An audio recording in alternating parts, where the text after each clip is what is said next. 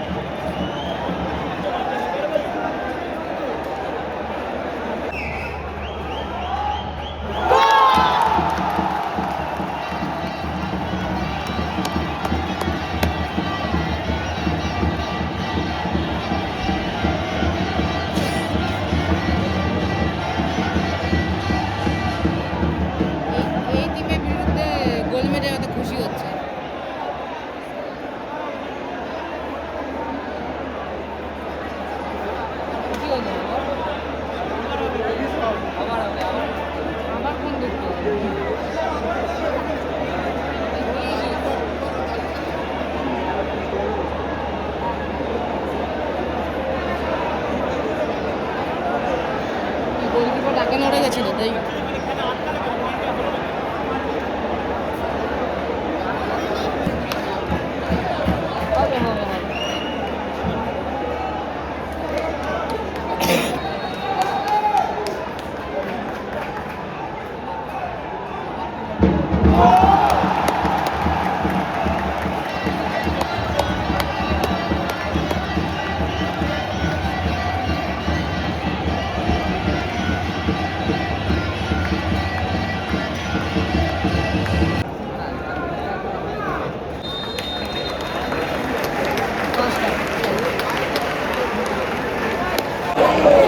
প্রথমার্ধের খেলার শেষে ইস্টবেঙ্গল 3 গোলে এগিয়ে আছে, 3-0।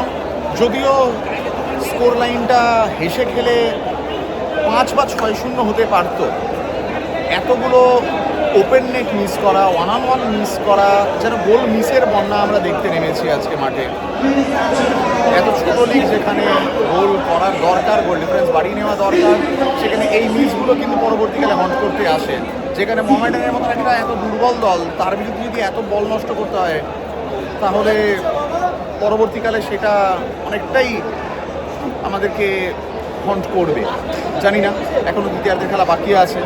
মিগুয়েলকে ভীষণ ক্লামজি লাগছে, মিগুয়েল খানিকটা যেন খেলতে চাইছে না, এরকম টাইপের একটা ব্যাপার। ইউসেফের রিসেপশন অসম্ভব জঘন্য। বিষ্ণু উইং দিয়ে ঢুকছে, এক্সিকিউট করতে পারছে না। এডমন্ডো পায়ের খেলা দেখাচ্ছে, এই পর্যন্তই। তবে এটুকু বোঝা যাচ্ছে দলে কেভিন সিভিয়ের অভাবটা কিন্তু প্রকট। ওরা হয়তো আজকে উঠতে পারেনি, ডোরাও মিগুয়েলকে আটকে দিয়েছে। নিচ থেকে খেলাকে পরিচালনা করার মতন একটা প্লেয়ার কিন্তু এই মুহূর্তে আমাদের নেই। যত তাড়াতাড়ি সম্ভব কেভিন সিভিয়ে মাঠে নামুক, এই দল কিন্তু মাঠে ফুল ফোটাবে তখন। দেখা যাক, দ্বিতীয়ার্ধের খেলা বাকি আছে, আমরা ফিরবো দ্বিতীয়ার্ধের খেলা নিয়ে। তাড়াতাড়ি সময় কেটে গেল, তাড়াতাড়ি সময়টা কেটে গেল।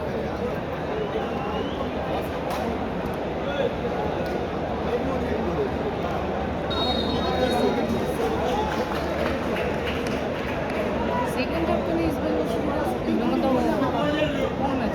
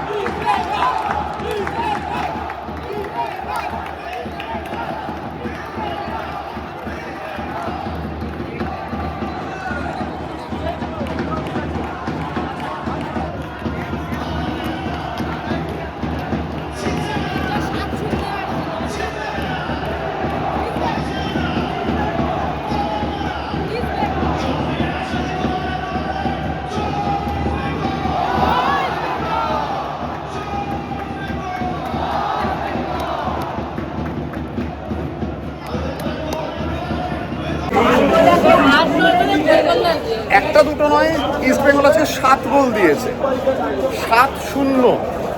প্রথমার্ধে 3-0, দ্বিতীয়ার্ধে আরও 4টে গোল। সবচেয়ে বড় কথা হচ্ছে আজকে স্ট্যাটিস্টিক, ইস্ট বেঙ্গল 39টা শট নিয়েছে বলে তার মধ্যে 17টা অন টার্গেট। হ্যাঁ, আমি বলছি না যে সেটা কনভার্জনের খুব একটা ভালো, কিন্তু তা সত্ত্বেও দল জয় পেয়েছে, যথেষ্ট ডমিনেন্ট পারফর্ম করে জয় পেয়েছে। কিন্তু পাশাপাশি বিষয়টা হচ্ছে মোহামেডান কিন্তু সবচেয়ে দুর্বল দল এবং রেলিগেশনের দাবিদার, এবং সম্ভবত এরাই রেলিগেটেড হয়ে যাবে, কারণ এদের পক্ষে কোনো ম্যাচ জিতে বেরোনো খুব অসম্ভব। আনোয়ার আলী অসম্ভব ভালো খেলা খেলেছে আজকে, জাস্টিফাইবলি ম্যান অফ দ্য ম্যাচ।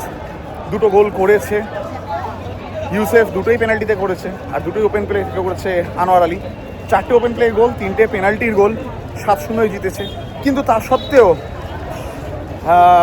একটা চিন্তা থেকেই যাচ্ছে, যতক্ষণ না কেভিন সিপিএ মাঠে আসছে, কেভিনকে না পেলে ডিফেন্সের যে ল্যাপসগুলো আছে সেইগুলো কাটবে না, এবং ডিফেন্স থেকে মাঝমাঠকে পরিচালনা করার কেভিনের যে ক্ষমতাটা, সেটা আমাদের কাছে একটা এক্স ফ্যাক্টর। দেখা যাক, মাঝখানে এখন আন্তর্জাতিক বিরতি, আবার সপ্তাহখানেক পরে খেলা হবে, ফিরে আসবো তখন মাঠে।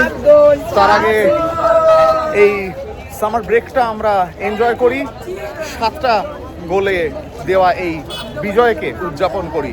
জয় ইস্ট বেঙ্গল। দেখা হবে পরের ভিডিওতে আবার মাঠে। সঙ্গে থাকুন, দেখতে থাকুন জয় ইস্ট বেঙ্গল।